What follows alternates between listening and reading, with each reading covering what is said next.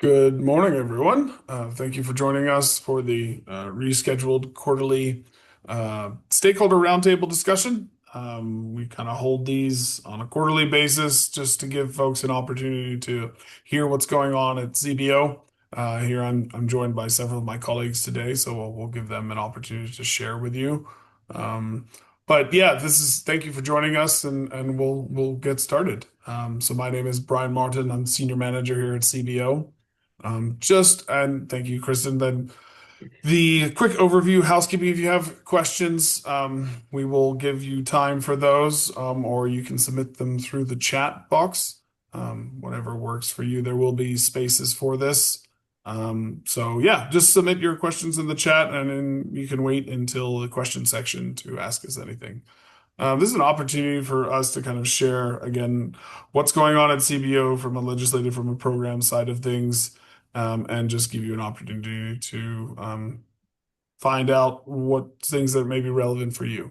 I think, as always, the caveat is we can't discuss specific active grant projects right now in this session, but please feel free to email our general inbox, or if you know of a grant manager's email address, please reach out to them and we can set up a time to discuss. Next slide. So I want to pass this over to Paige for a legislative update. Thank you, Brian. So I'm Paige Osman. I'm serving as OIT's legislative liaison this session and have just a few quick updates for legislation.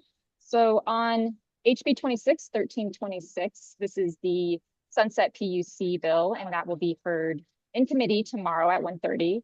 And this bill does make recommendations based on the 2025 Sunset Report, including fees that apply to interstate telecommunication and voice service providers. This bill is expected to be heavily discussed tomorrow, as well as amendments to be introduced. So I do encourage you to take a look at that bill and tune in tomorrow if you can. They will also be recorded, so you can come back later and listen to it. And I would direct any questions that you have about that bill to Dora's legislative liaison. And of course, then we have the annual state budget bill, HB 1410. This bill has passed the House and the Senate. And currently, the Joint Budget Committee is working out the different versions that were passed between the two chambers. And there's also audio for that as well, if you'd like to tune into those discussions that are happening this week. And the Joint Technology Committee, that's OIT's oversight committee, is meeting tomorrow at 8 a.m. There's going to be a presentation from SIPA, as well as discussions around bill drafts that they may vote on to introduce this session.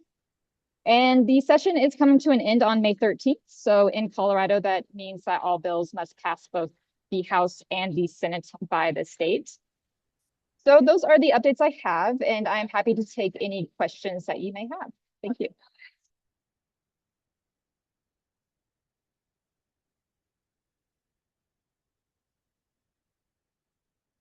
All right.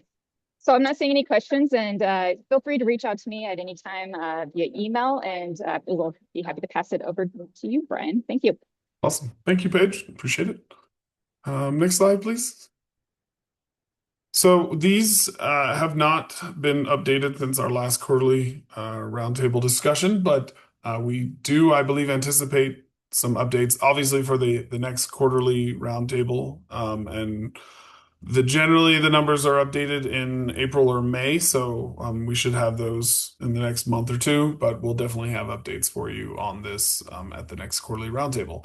So currently 114,987 Coloradans lack access to high quality internet. Our goal for connections is 96.8% of all households, currently at 96.04, so making good progress.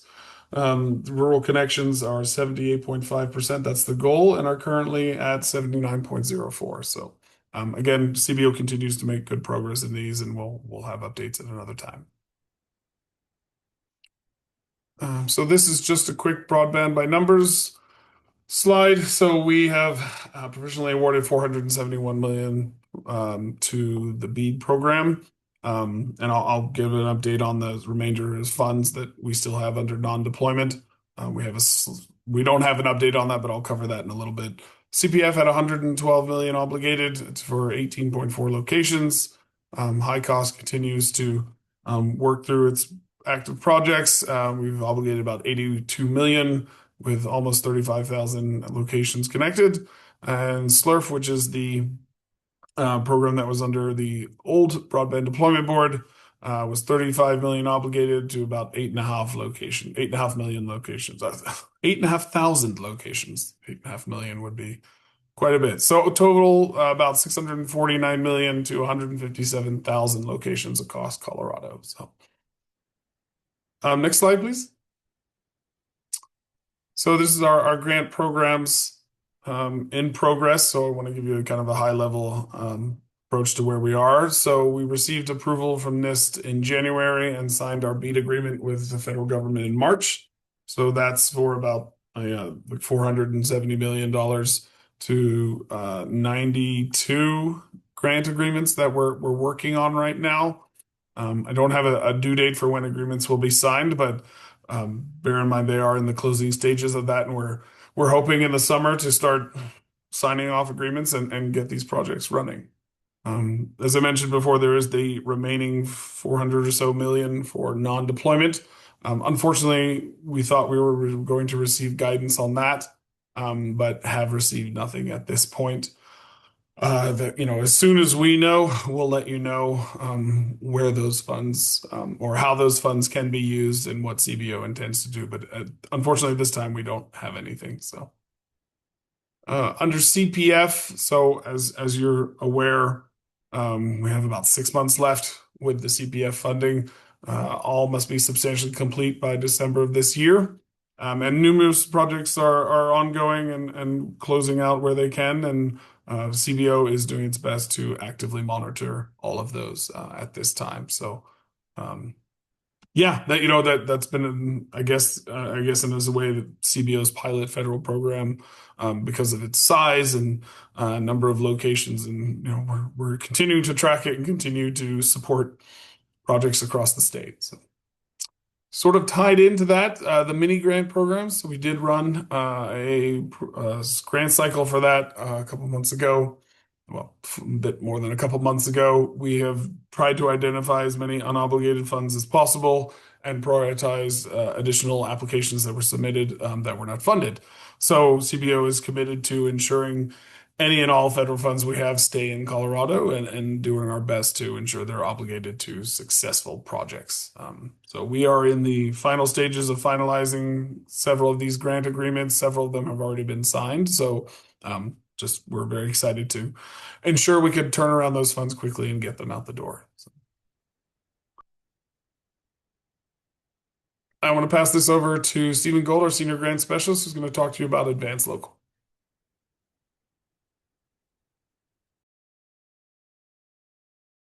Oh, Stephen, you're on mute. Thank you, Brian. I appreciate that. Hi, everybody. I'm Stephen Gould, as Brian said, the program specialist, and I'm happy to talk to you about this program. As you know, or may not know, but this has been something that's been in the making for approximately 2 years, and we're finally at the precipice of launching this program. So I'm going to keep it short and sweet because we're going to do a more robust, more lengthier discussion about this next week. But if you remember the prior program, which was the Broadband Deployment Board, what this does is build upon the prior high cost support mechanism program. And it consolidates all that grant making process under the CBO. So, and what it also does is expand the eligibility categories for applicants. So this slide is short and sweet. So the types of local projects are going to be middle mile, last mile, short-term construction, non-deployment. And I'm not going to spend a lot of time, hardly any time on the last three, because the focus of this program is going to be, or at least the first part of our rollout is going to be focused on middle mile projects. And that's largely a large part of where our funds will be allocated is focused on middle mile. So I just want to make that clear. Also, I want to let you know that the grant application window to apply opens on next Thursday, April 30th. So it is finally here, and I'm curious to see what kind of projects come in. I'm really excited about that. And again, I'll emphasize that the middle mile projects are going to be our primary focus at first, but don't be discouraged by that. We'll get around to last mile and short term and all that other good stuff too. So I'm just going to leave it right there because I think this slide pretty much just capture it all in terms of where we want to go on April 30th. So thank you. And I hope you all will attend next week on the 30th. And as we really kind of delve into the grant portal, the type of projects we're looking for, resources, all of that kind of stuff, and how we can help you navigate through our new program. So thank you very much. I appreciate everything that you all do, and I'm sure we'll be talking a lot in the near future. So thank you.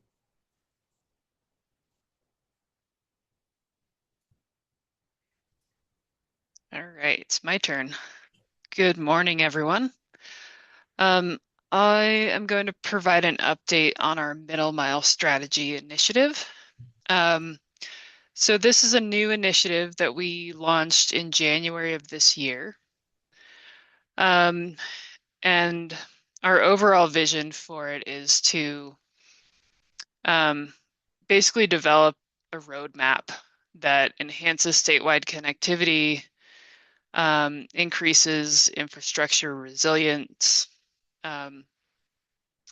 So basically the strategy, we're planning to complete it by the end of this year, and we're focusing on 3 key pillars. The first is to conduct a statewide asset inventory and gap analysis. So we need to understand what we have and what we need. Next is the feasibility assessment to determine the appropriate strategies. So this is looking at what's out there, who owns it, what can we do with that?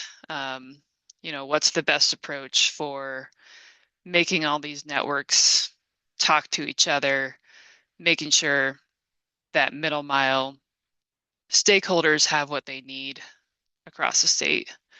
And then lastly, we'll create a comprehensive strategic plan and implementation framework. So this will be, our roadmap going forward. We're trying to take a really collaborative approach in this initiative so that we can make sure that we account for the needs of all the stakeholders. So keep an eye out for an announcement soon. We'll be having a webinar in early to mid-May to really show this initiative to this broader group of stakeholders. And we'll be asking for your input in the form of a survey. So that will really help us shape our strategy moving forward. So keep an eye out for that. If you can't attend the webinar, you can still fill out the survey. And yeah, we're really excited to move forward with strengthening the middle mile network. And I think that's all I have. I'll hand it over to Kyle. Hey, Kyle, before you begin, can I just jump in there real quick? Because I did forget to mention something very, very, very important, and Krista just reminded me of it. So I forgot, and somebody probably would have brought it up, but I wanted to mention that there is going to be a webinar before the advanced local application window opens the day before on April 29th. So please make sure you register on that because we're going to, really dig deep into a lot of information and share a lot at that webinar. So I hope you can attend. Thanks, Kyle. It's all yours. All right. Thanks, Stephen. Yeah. Okay, hey, team. Thanks for joining us. I just wanted to highlight that we are working on getting some permitting roundtables. So the goal here is to have 5 regional stakeholder engagement sessions before July 1st, 2026. So this is a pretty fast moving effort. We want to get out there and get all of the permit providers, the industry representatives, municipal leaders, state and federal agency representatives, get everyone together in regional forums so we can have an open forum to talk about what are the permitting challenges that all personnel may be experiencing, and how can we help facilitate resolutions to those issues. So we're going to encourage constructive feedback and hope to identify specific pain points. So please keep an ear out. We'll be sending out more information on when those regional roundtables will be occurring and where they will be occurring at. So please let me know if you have any questions. Thank you. Great. Thanks, everyone. I appreciate you sharing that. I hope that's been helpful to people. We can just open it up now for questions. Does anyone attending have any thoughts they want to share, or do you have any questions you'd like to follow up on?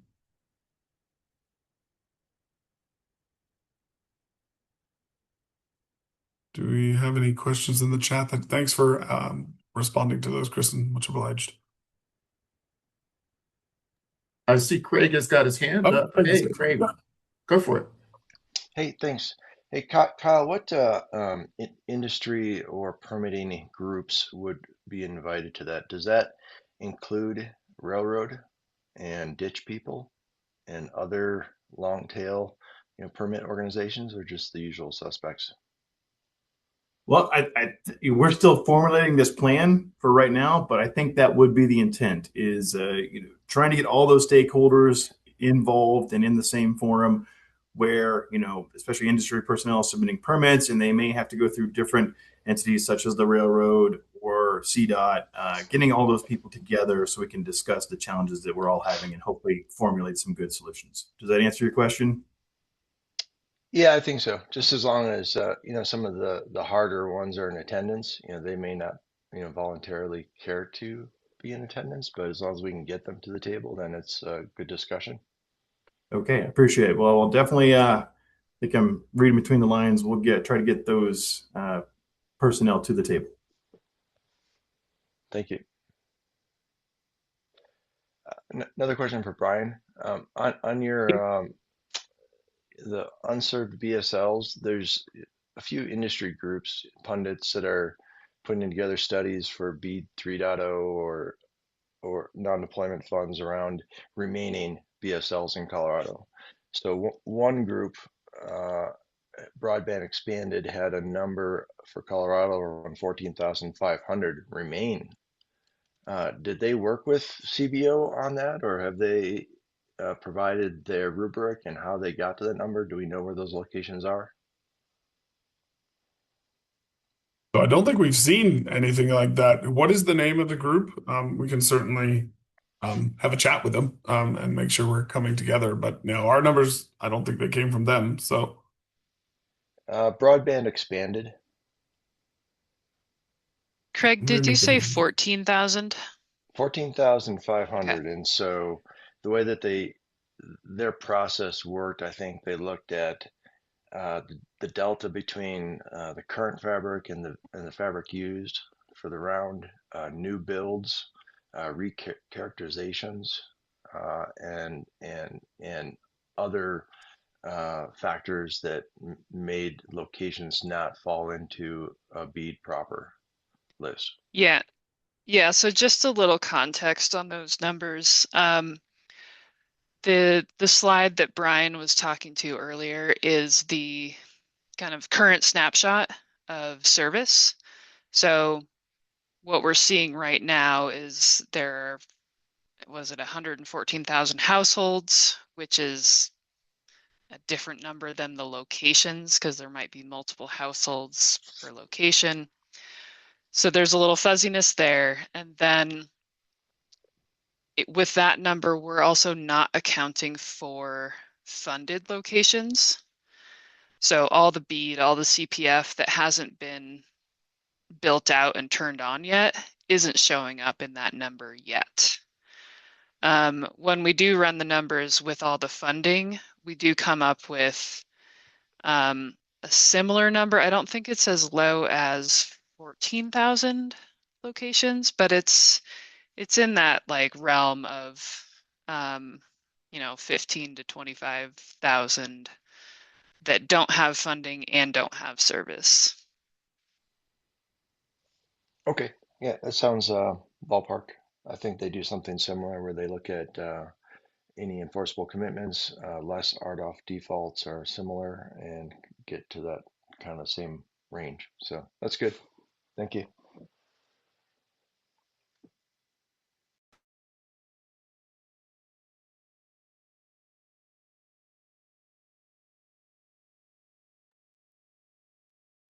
Great. Well, thanks for questions. Are there any others? Does anyone have any follow-ups? And again, we have a general inbox, as you know. Please feel free to reach out to that, or you can ping one of our grant managers. Our emails are all on the website. So, Hey, Brian, real quick, I did answer a question in the chat. Just want to make sure I highlight that for everybody if they can't see the chat. But the question from Cynthia was, are those permitting roundtables for all grants? And so the answer is yes. So all stakeholders in the permitting process, regardless of grant, we're going to invite you to those permitting roundtables.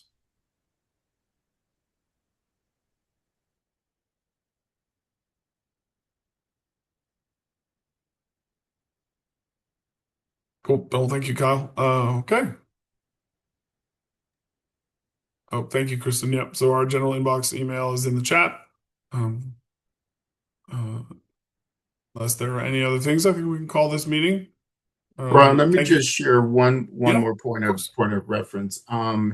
I would suggest if people get a chance to go to the website, and they can already get a kind of a head start looking at the guidelines and the middle mile addendum, which is posted on the website, and you can kind of see what we'll be talking about, and that might drive a little bit of your questions for next week and so forth. So go check out the website and look at the guidelines and the middle mile addendum.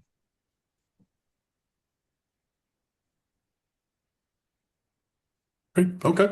Yep. Well, yeah, thanks for that last slide. There's a couple links you can take a look through. You can subscribe to our newsletter. We do post stories as well. And as Stephen said, please continue to check our program websites for updates. And if you're not on the listserv, that's another good way to kind of find out what's going on through either OIT or through CBO. So, all right. Well, thanks everyone for attending. I appreciate it. And let us know if you have any questions. Thanks, everybody. All right.